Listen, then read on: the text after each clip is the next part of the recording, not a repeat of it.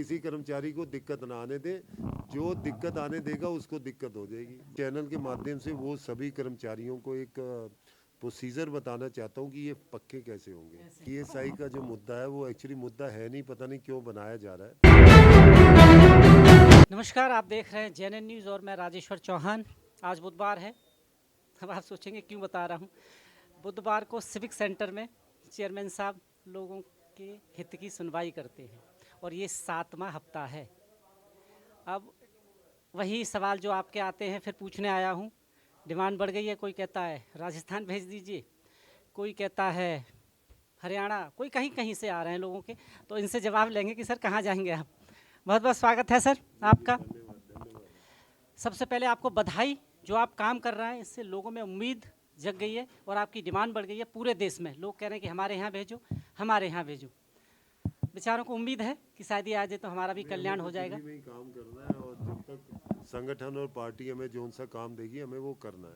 कोशिश ये रहती है कि जो काम मिले अच्छे से करें और ख़ासकर जिसमें जनता की उम्मीद या कर्मचारियों के हित जुड़े होते हैं, क्योंकि ज़्यादातर SC ST वर्ग से आते हैं हमारे सफाई कर्मचारी, और काफ़ी लोग ऐसे हैं जो या तो अनपढ़ हैं या कम पढ़े हुए हैं, तो उनका शोषण बहुत करते हैं लोग। तो उनको शोषण से बचाना है और जो सरकारी रूप से उनकी जो भी हम मदद कर सकते हैं, पक्का कर सकते हैं, उनके एरियाज़ नहीं मिल रहे, उनका मेडिकल नहीं मिल रहा या कोई उनका शोषण कर रहा है, तो वो सारी मदद हम कोशिश कर रहे हैं। और ये सबसे पहले तो 7वां सर ये अपडेट हमें दे दीजिए कि नई अपडेट क्या है। अभी बजट सेक्शन चल रहा है और ख़ासकर एक बुज़ुर्ग जो आपने बताया था कि मैंने स्टोरी बताई थी, दिखाई थी कि उनका भी शायद हो गया है। और नई अपडेट साथ साथ, क्योंकि बजट सेक्शन चल ही रहा है, क्या क्या नई चीज़ें आने वाली हैं कर्मचारियों के लिए, दिल्ली के लिए खासकर। कर्मचारियों के लिए 2-3 चीज़ें जो आज भी हमने जन सुनवाई की। पहले तो मैं उन्हें बताना चाहता हूँ कि जो एवजेदार या डेली वेजर्स थे जो अभी तक 2000 तक के पक्के हो रहे थे, उनके आगे जो 2002 31 मार्च 2002 तक के जो ऑर्डर हैं वो ऑर्डर हो गए थे, और उसके रिलेटेड जो ऑर्डर्स हैं जो जोन में जाने थे, वो ऑर्डर्स जो हैं वो 10 दिसंबर को पास करके हमने जोन्स में भेज दिए।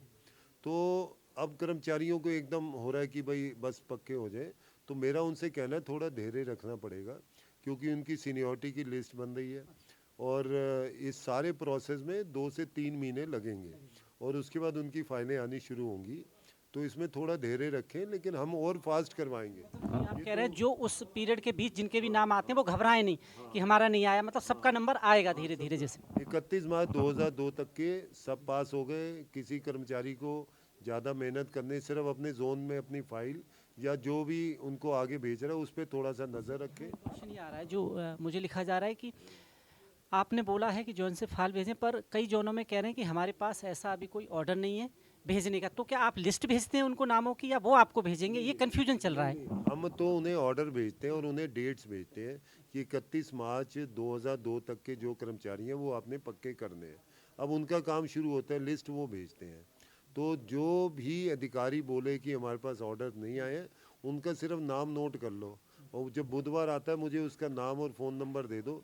मैं डायरेक्ट बात करूंगा और उससे पूछूंगा कैसे उसने ये बात बोली, क्योंकि जब अधिकारियों के पास चली गई है, यहाँ से DC को भेज दिया, अगर कोई आदमी अपना काम नहीं कर रहा है वही ऐसा बोल सकता है कि हमारे पास ऑर्डर नहीं आया है। बार बार हम बता रहे हैं, यहाँ से हमने 2 रिमाइंडर्स भी भेज दिए हैं और ऑर्डर्स जोन में चले गए हैं। अब तो इनको पक्का होना है, लिस्ट बनेगी। तो 2-3 महीने थोड़ा धैर्य रख लें। अभी इतनी फास्ट यहाँ काम इतना तेज नहीं होता है, उसकी गति हम बढ़ाएंगे, लेकिन अब जो पुराना ढर्रा चल रहा है तो उसके हिसाब से मुझे लग रहा है कि 2-3 महीने थोड़ा वेट कर लें, काम अवश्य वो पक्के होंगे। सर एक इसमें साथ क्वेश्चन ये है कि जो उनके अधिकारी, कुछ लोगों का ये सीधा सवाल था कि नहीं पूरी कर रहे हैं तो हम डायरेक्ट फाइल कैसे जमा करा सकते हैं? ऐसा प्रोसेस है कि डायरेक्ट फाइल जमा करा सकते हो कहीं? ऐसे सुनिए, file SI ASI SI SS और फिर उसके बाद AO के साथ AC के पास जाती है और DC से सत्यापित होकर आती है। तो कोई ऐसा प्रोसीजर हमें तो यहाँ पता नहीं ना कि वो कर्मचारी कहाँ काम कर रहा है, कौन से गली में काम कर रहा है, कैसे काम, ये तो सत्यापित नीचे के अधिकारी भेजेंगे तभी तो पक्का करेंगे। हाँ, कहीं ना कहीं थोड़ी दिक्कत आ रही है। दिक्कत आ रही है, वो धीरे धीरे दूर होगी। आपको मैं इंटरव्यू दे रहा हूँ, मैं सब अधिकारियों को बोल रहा हूँ कि किसी कर्मचारी को दिक्कत ना आने दे, जो दिक्कत आने देगा उसको दिक्कत हो जाएगी, बस और क्या। चैनल के माध्यम से वो सभी कर्मचारियों को एक प्रोसीजर बताना चाहता हूँ कि ये पक्के कैसे होंगे। देखिए, जोन ऑर्डर्स चले गए 10 तारीख को और 12 तारीख को, 2 ऑर्डर जोन में चले गए, जिसमें रेगुलर एवजेदार और प्लस करना मूलक के दोनों ऑर्डर चले गए। करना मूलक का 31 मार्च 2015 है लास्ट डेट, और जो रेगुलर जो एवजेदार है उनका 31 मार्च 2002 है। तो अब इनकी लोकली ये सारे चेक होंगे, इनकी एक सीनियरिटी लिस्ट बनेगी जो ऑनलाइन पब्लिश होगी, उन्हें भी पता लग जाएगा कि मेरी लिस्ट पब्लिश हो गई है। उसमें कोई फेरबदल करना होगा, वो कर्मचारी मिल लें, फेरबदल करके वो लिस्ट एक बार पब्लिश हो जाएगी, फिर उसके हिसाब से फाइलें हमारे पास आती रहेंगी। तो कर्मचारियों को पता लग जाएगा कि हम इस एलिजिबिलिटी लिस्ट में हम पक्के हो रहे हैं। फिर उसमें 2 3 4 महीने जो लगेंगे, किसी की फाइल में कमी नहीं होती है, जल्दी हो जाएगी, किसी की समय लगेगा, लेकिन वो लिस्ट पब्लिश होने के बाद होगा। तो ऑनलाइन ये लिस्ट पब्लिश होगी, उन्हें पता लग जाएगा। सर एक और, कुछ लोगों का गैप का बड़ा समस्या है, ईयरली गैप में जो आ रहे हैं पुराने, पर ईयरली गैप आ गया तो उनके सामने अब कंडीशन ये है कि वो उस दायरे में नहीं आ पा रहे। उनके लिए क्या निगम कोई ऐसा काम कर रहा है आने वाले टाइम में कि उनके भी ज़िंदगी में कुछ खुशियाँ आएँ? देखिए, अभी 1 साल के गैप में तो डीसी को हमने पावर दी हुई है। कोई बीमार हो जाता है, लॉन्ग लीव हो जाती है, एक्सीडेंट हो जाता है, वो इन्फॉर्म नहीं कर पाता, तो 1 साल का अगर गैप है तो वो डीसी देख लेता है। देखिए, 1 साल भी बहुत, क्योंकि मैं खुद प्राइवेट कंपनी में नौकरी की है, 2 दिन कोई नौकरी पे ना जाए तो तीसरे दिन बर्खास्त हो जाते हैं। हम तो 1 साल की बात करें, लेकिन फिर भी कोई जेन्युइन केस होता है जो कि लगता है कि नहीं, लेकिन डीसी की पावर 1 साल है, तो डीसी वो केस को रिकमेंड करके हमारे पास भेजते हैं, हम हेड क्वार्टर से ही करते हैं। लेकिन कोई कहे जी 3 साल हो गए, 4 साल हो गए, 2 साल से ज़्यादा हो गया, तो इसके देखो इतनी अगर लॉन्ग एब्सेंट है फिर तो एडजस्ट करना बड़ा मुश्किल है ना। तो मैं यही कहूँगा कि ये तो एमसीडी है जो इतने गैप के बाद भी आपको जो है फिर आगे भेज देती है। तो इसका ख्याल तो आपको रखना है कि आप काम करते रहें, और अगर कोई काम में आपको नहीं करने दे रहा कुछ है तो कम से कम उच्च अधिकारियों को बुलाएं, कोई लेटर दें, चिट्ठी दें। अब कर्मचारी आ जाए थे, मैं तो 3 साल से काम नहीं कर रहा हूँ, मुझे काम नहीं दिया, तो अब इसकी चेकिंग करवाना तो कई बार बड़ा मुश्किल हो। तो थोड़ा खुद भी ख्याल रखें इस चीज़ों का, गैप ज़्यादा ना पड़ने दें। सर नया साल आ रहा है, बजट सेक्शन है, तो जनसंख्या जैसे बढ़ी है दिल्ली की, तो क्या आपका एक बयान भी था उसमें कि ये देख रहे हैं कि जनसंख्या बढ़ी है तो कुछ लोग एब्सेंट है, कुछ ये है, इसकी तहकीकात चल रही है कि किस वार्ड में कितने लोग होने चाहिए ताकि काम का बर्डन कम लोगों पे ना पड़े, इसकी समीक्षा कुछ हो रही है? नहीं नहीं, इसकी बिल्कुल समीक्षा हो रही है, 2 बड़ी बैठकें हो चुकी हैं, और हमारे पास जो है वार्ड वाइज लिस्टें आ चुकी हैं कर्मचारियों की।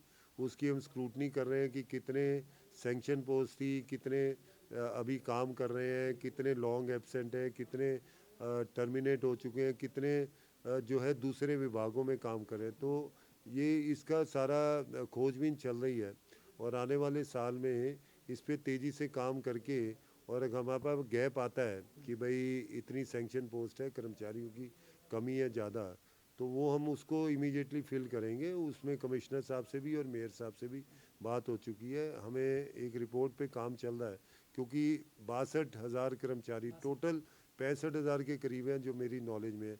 तो उन सबको चेक करना है इंडिविजुअली, और उनकी जो भी है उनकी डेली आ रहे हैं नहीं आ रहे हैं, कितनों की तनख्वाह बन रही है, तो एक बड़ा काम है, उस पर काम चल रहा है। ईएसआई का जो मुद्दा था, कुछ कर्मचारी समझ गए कि उनके हित की है, कुछ अभी भी नहीं समझ रहे हैं और उनमें कहीं ना कहीं भूमिका जो है, जो नेता होते हैं उनके बलगला रहे हैं।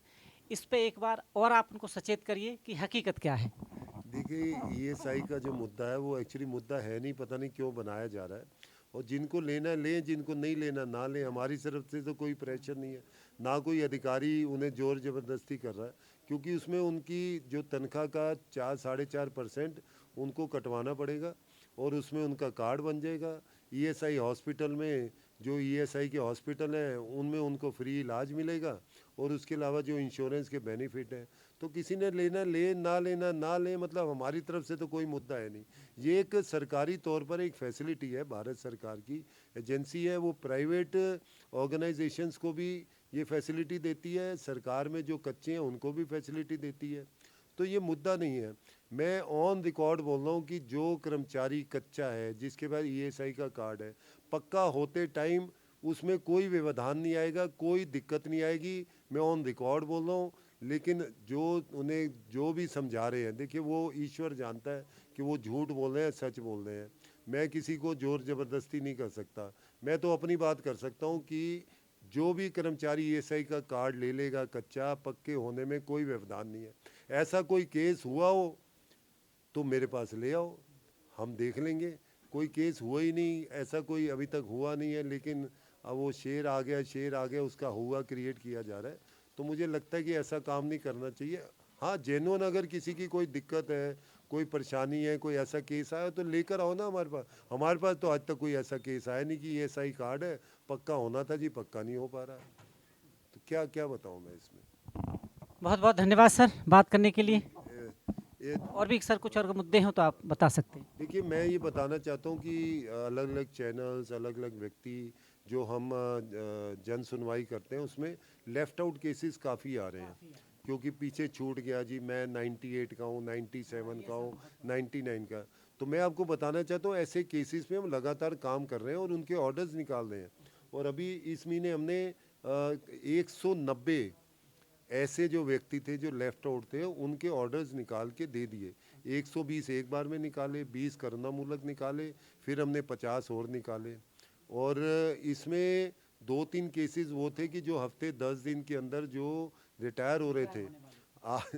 कल भी हमने एक केस निकाला है जिसमें वो बुजुर्ग जो 31 आज वो रिटायर हो रहा था, कल 30 तारीख को उसको, कुलदीप को, उसको पक्का कर दिया है।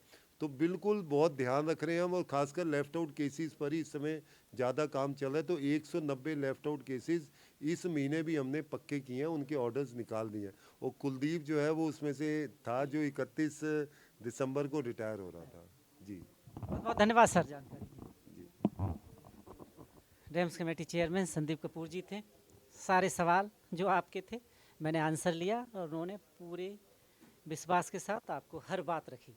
यानी आप जो सोशल पे इधर उधर से खबरें सुन लेते हैं उस पर मत जाइए। संदीप कपूर जो कह रहे हैं चेयरमैन हैं, और वो वही कह रहे हैं जो आंकड़ों से बिल्कुल सही है, जिससे आपका फ़ायदा है। अगर कोई दिक्कत है तो हर बुधवार बैठते हैं। आप देख रहे हैं JNN news. Cameraman Ravi Kumar के साथ मैं राजेश्वर चौहान। धन्यवाद।